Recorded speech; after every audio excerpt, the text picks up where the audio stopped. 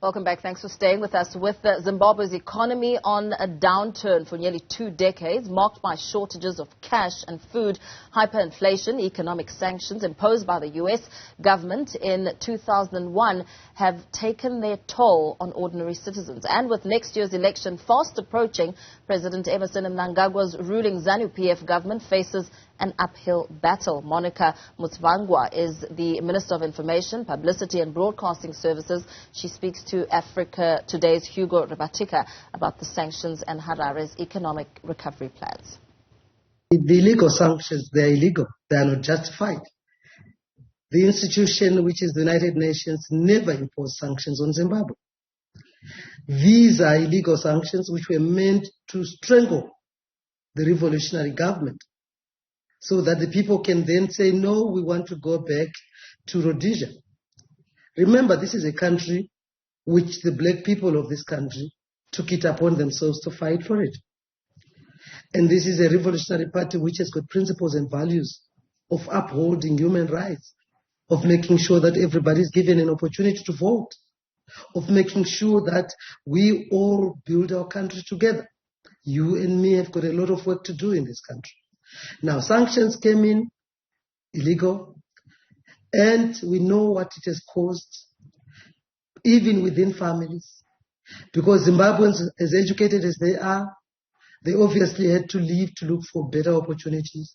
Because what illegal sanctions did was to make sure that all the industries, our manufacturing went down.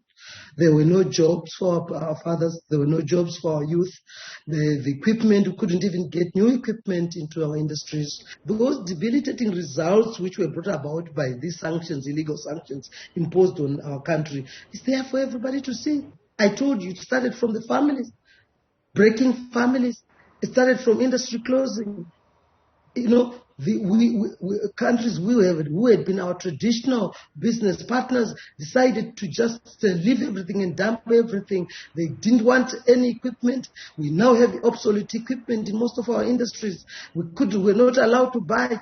We can't even do business with correspondence banks. There's a lot which has been going on to see that we crush the people of this country. And I'm glad it didn't happen.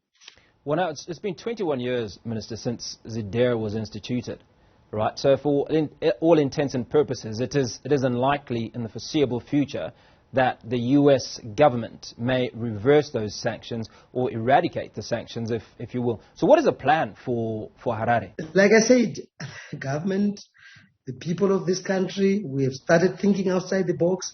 With or without sanctions, we have to survive, and we are surviving. And I must tell you that our economy is now on a rebound. We are actually doing the impossible things which they never imagined Zimbabwe would be able to do on their own. Look at the infrastructure construction going on in the country. Roads have been built. There's been a lot of domestic mobilization of funding, of experts, to make sure that we do what we normally would have waited for foreign direct investors to come into the country.